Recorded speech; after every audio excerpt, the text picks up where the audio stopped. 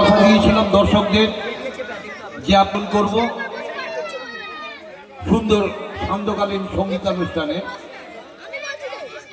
এতক্ষণ আপনাদের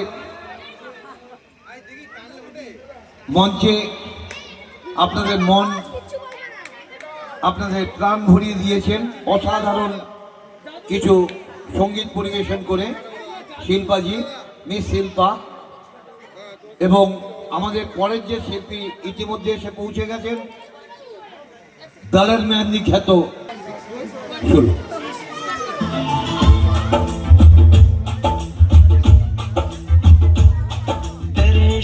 पागल हो